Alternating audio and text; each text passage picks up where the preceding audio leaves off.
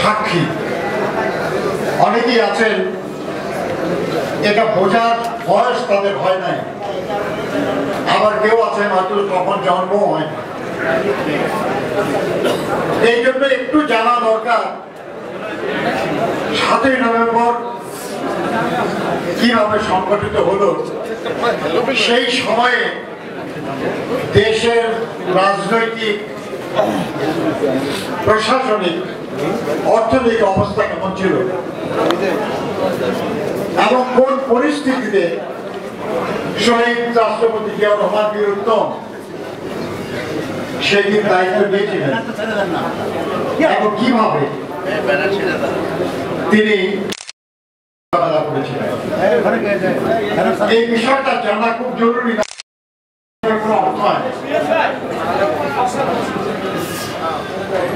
আপনারা জানেন যে আমরা ৭১-এর মুক্তিযুদ্ধের মাধ্যমে বাংলাদেশকে স্বাধীন করেছিলাম। মহান স্বাধীনতা যুদ্ধে প্রধান আকাঙ্ক্ষা ছিল স্বাধীন বাংলাদেশে গণতন্ত্র হবে প্রধান বিষয়। কারণ গণতন্ত্র মানা হয় নাই বলেই কিন্তু যুদ্ধটা হয়েছে। জাতীয় সংসদে সংখ্যাগরিষ্ঠ যারা হয়েছিলেন তাদের হাতে যদি ক্ষমতা দিয়ে দেওয়া হতো তাহলে মুক্তিযুদ্ধই হয়তো হতো না, কিন্তু তারা মানে নাই গণতন্ত্র বলেই আমাদেরকে যুদ্ধ করতে হয়েছে। কিন্তু কি দুর্ভাগ্য আমাদের যে আমরা যে গণতন্ত্রের জন্য লড়াই করেছিলাম, যে বৈষম্য থেকে মুক্তির জন্য লড়াই করেছিলাম, যে শান্তি এবং সমৃদ্ধির জন্য লড়াই করেছিলাম, তার কোনোটাই স্বাধীন বাংলাদেশের তৎকালীন সরকার জনগণকে দিতে পারে না। মানুষের অভাব অনটন বেড়েছিল, মানুষের জীবন এবং জীবিকার অধিকার খর্ব হয়েছিল, আরো অনিশ্চিত হয়েছিল। তাদের প্রতিবাদ প্রতিরোধের কারণে সমস্যার সমাধান না করে 1974 সালে দুর্ভিক্ষের পর জারি করে।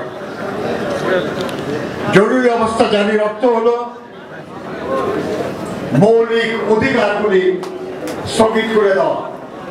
সভা সমাবেশ মিছিল করা যাবে না, সংগঠনের কার্যক্রম বন্ধ থাকবে, এমনকি এর বিরুদ্ধে হাইকোর্টে কোনো রিট করা যাবে না। কিন্তু তারপরেও আন্দোলন হয়েছে এবং 1975-এর জানুয়ারিতে জাতীয় সংসদে একটা অভিনব পন্থায় সংবিধানের আমূল পরিবর্তন করে বহুদলীয় গণতন্ত্রকে কবর দিয়ে একদলীয় স্বৈর শাসন বাকশাল কায়েম করা হয়েছিল। এর বিরুদ্ধে জনগণের তীব্র প্রতিবাদ ছিল, কিন্তু সেটা প্রকাশের সুযোগ ছিল না। সমস্ত ক্ষমতা একজনের হাতে, রাজনৈতিক, প্রশাসনিক, অর্থনৈতিক, বিচারিক সব আইন করা হয়েছিল যে রাষ্ট্রপতি যে কোনো বিচারককে নিয়োগ দিতে পারবে, বরখাস্ত করতে পারবে, অর্থাৎ বিচার বিভাগকে পদানত করা হয়েছিল। 4টা পত্রিকা রেখে সব পত্রিকা বন্ধ করে দেওয়া হয়েছিল। ওই 4টা পত্রিকা সরকার যা বলবে শুধু তা লেখা হবে। হাজার হাজার সাংবাদিক বেকার হয়েছিল। পত্রিকায় ছবি এসেছে বেকার সাংবাদিকরা বাজুর মোকাবেলায় বুট পালিশ করতেছে, জুতা পালিশ করতেছে, সবজির দোকান দিয়ে আছে। কিন্তু তারপরেও জনগণের সমস্যার সমাধান করতে পারছিল না। বেকারত্ব বাড়ছিল,